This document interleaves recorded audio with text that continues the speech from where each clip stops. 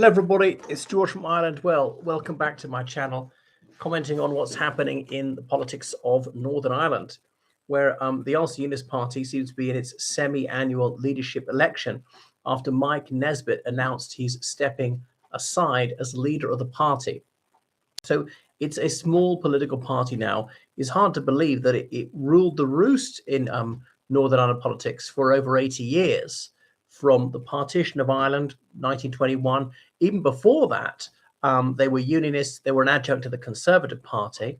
And then right through the Stormont years, through the Troubles, through the post-Troubles, it's only in the noughties that the Democratic Unionist Party overtook them as the major party.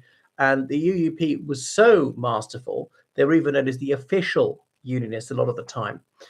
Anyway, so Mike Nesbitt, a fairly effective leader, he's stepping down, okay? And now we've got John Burrows. He's a member of the Legislative Assembly representing North Antrim. He's seeking to be elected, and he's only been an MLA since July last year, and he wasn't even elected. He was co-opted because Colin Crawford left the Assembly, and they don't do by-elections for some reason.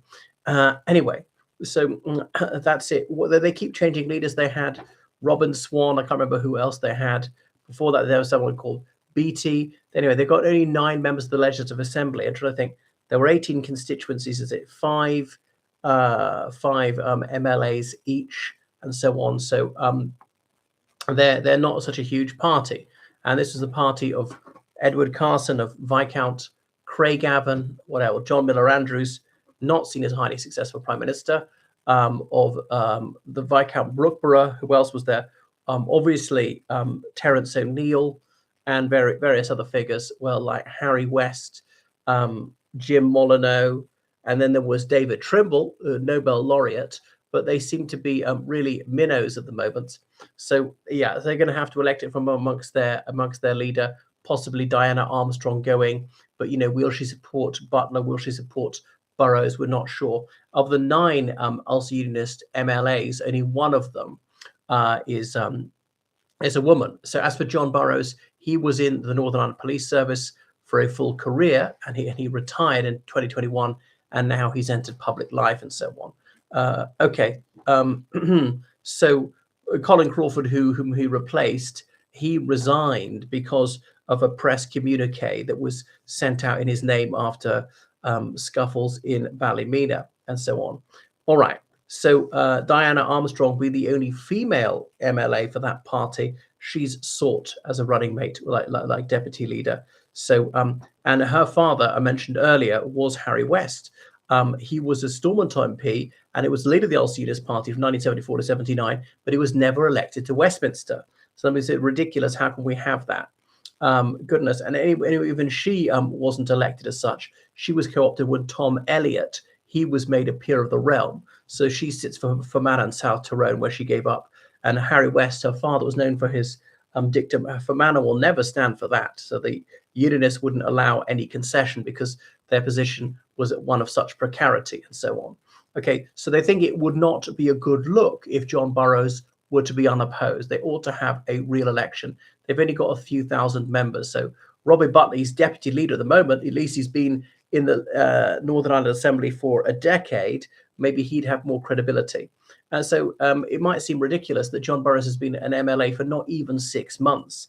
But okay, he's reasonably old. He's not too old. He was highly successful in another career. He might have some credibility. The trouble is, it might really add to the perception, oh, the PSNI, they're just there for Unionists. Obviously, you can be a nationalist and join, and they're made to be welcome there, and so on. But, dissident Republicans are always saying the PSNI is just the RUC and whatever, and they would come up with that offensive, ignorant, outrageous chant, SSRUC in the old days.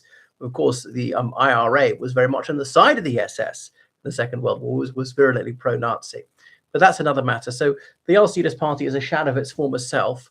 And if you're an ambitious young person in a Unionist outlook in Northern Ireland, the party to join clearly is the Democratic Unionist Party, because they stand a much better chance of being elected. And of course, they produced the last few first ministers and then deputy first ministers, since Sinn Féin is the biggest single party in Northern Ireland. So The blindingly obvious thing to do is for the Democratic Unionist Party and the Ulster Unionist Party to merge. I've been saying this for a decade. There's no need in this senseless duplication of resources.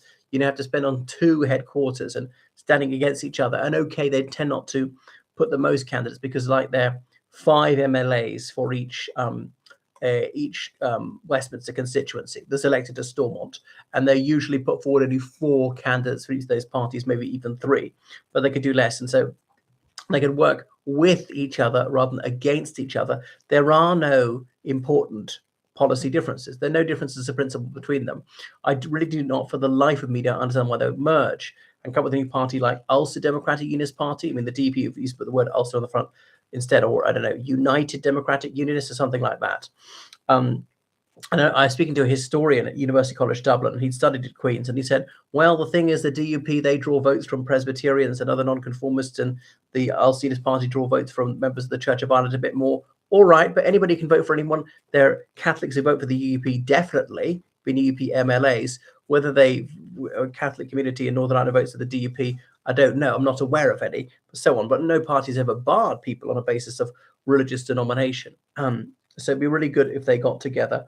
What is the point of a second unionist party? It's not like they have a different viewpoint. Remember, when we went to the Good Friday Agreement, the DUP was totally against. The Ulster Unionist Party was split on the issue. But no, that's over because everybody's in favour of the Good Friday Agreement. So they really ought to get together.